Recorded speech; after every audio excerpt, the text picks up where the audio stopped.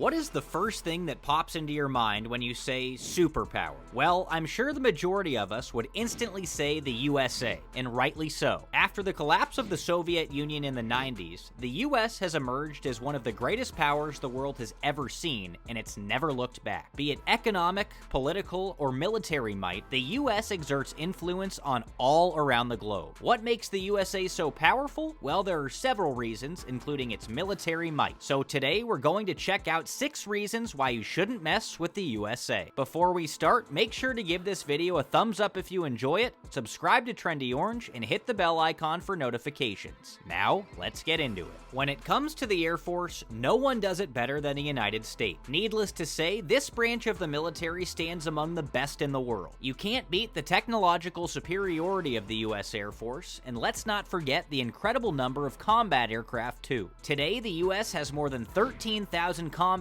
aircraft owned by the US Navy, Coast Guard, and Marines. This is nearly twice that of countries like China and Russia. The US introduced the world's first stealth aircraft, the F-117 Nighthawk, with a radar cross-section almost the size of a mosquito in 1983. They have brought out combat aircraft like the F-22 Raptor, the F-35 Joint Strike, and a beast of a plane known as the B-22. The US continues to modernize and breathe new life into 4th-generation aircraft like the upgraded F-15EX, which can now carry a payload of 13.4 tons. This is undoubtedly more than any other fighter plane in the world. If this isn't shocking enough, you should know that the US is ready to be the first country to have a 6th-generation fighter aircraft pressed into service sometime around 2025. The strength and dominance of the US Navy over the world's oceans is undisputed. This is another reason why challenging the power and authority of the United States is a bad idea. Though second to the Navy of the People's Republic of China when it comes to the number of warships, one shouldn't misjudge this as being second best, because with the USA, it's all about superiority and quality. The country's nuclear-powered aircraft carriers are the pride and joy of the US Navy, and they're intimidating to say the least. Currently, the US has 11 nuclear-powered NIMITZ-class aircraft carriers, which are the largest aircraft carriers in the world. This includes the latest edition USS Gerald R. Ford, which is the lead ship of her class of United States Navy aircraft carriers and the showpiece of the US Navy. The carrier seldom deploys alone, and the Aviation Brigade is often accompanied by several fighter attacker aircraft, AWACs, and airborne radar and maritime surveillance aircraft. There are several other assets that make the US Navy one of the deadliest on the seas.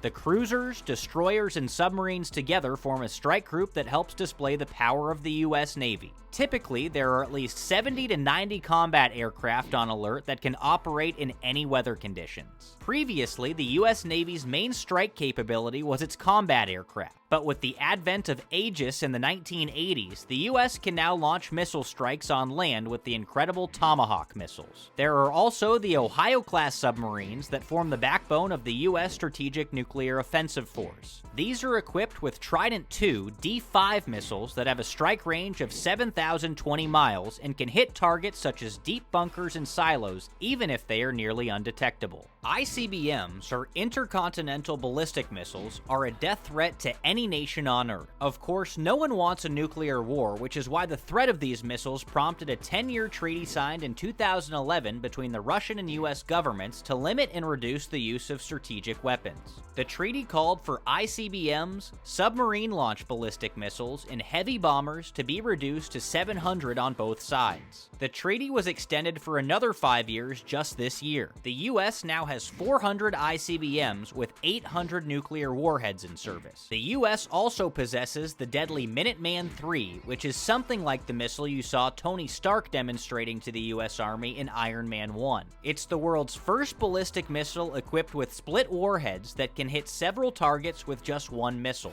Once the last warhead separates, it triggers the whole liquidation system, and the fragments serve as decoys for the missile defense radars of the enemy. That's enough to intimidate any potential enemy, don't you think? To give you some perspective about how powerful the Minuteman III is, consider that both of its versions, the Mk-12A and Mk-21, carry W-78 and W-87 nuclear warheads so powerful that they contain a payload of 335 to 475,000 tons. In comparison, the atom bombs that were dropped on Hiroshima Hiroshima and Nagasaki yielded an explosive power of 13 to 21,000 tons. They look like firecrackers compared to the Minuteman III. However, it's expected that the Minuteman III, which was supposed to be in service for just 10 years, will be replaced in 2029 by a different system that Northrop Grumman is working on at an estimated cost of $1.2 trillion.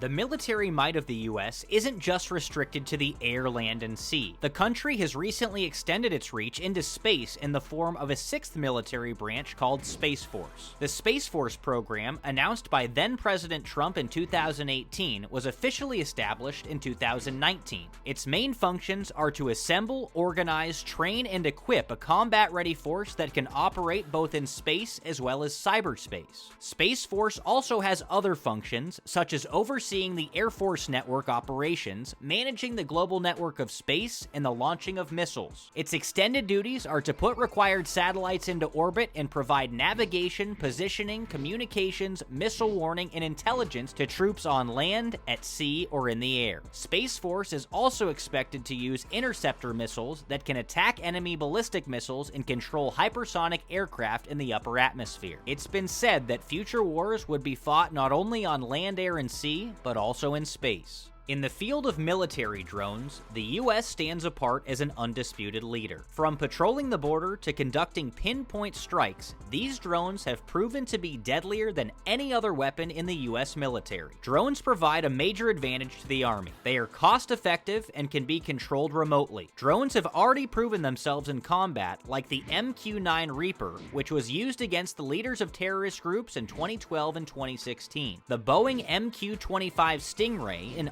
unmanned aerial refueling aircraft, is also expected to be pressed into service soon. This drone is said to be able to carry 68,000 kilograms of fuel and fly up to 580 miles. This would allow naval aircrafts to refuel in midair. That's mind-blowing. If all of these military reasons were still not enough for someone to avoid challenging the United States, then they would be swamped with other reasons as well. The geographic and strategically advantageous location of the country makes an attack on the U.S. very difficult. The U.S. is nearly impenetrable due to its massive geographical size, difficult regional features, and large population. The deserts in the southwestern regions and the Great Lakes of the Midwest protect the populated centers of the country from major threats. The U.S.'s major industries, combined with fast and reliable supply lines, also don't make it an ideal target. An invasion of the country would require huge military assistance, including logistics such as supply chains across the Pacific or Atlantic Oceans to neutralize its power. There is no nation or state with enough power to threaten the U.S. on the North American continent, especially because Canada and Mexico enjoy generally friendly relations with the U.S. and are military weak in comparison. One can safely say that the United States will always remain a superpower in every sense of the word, even as its major competitor China tries to catch up. What do you think? Tell us in the comments below, and don't forget to subscribe to Trendy Orange.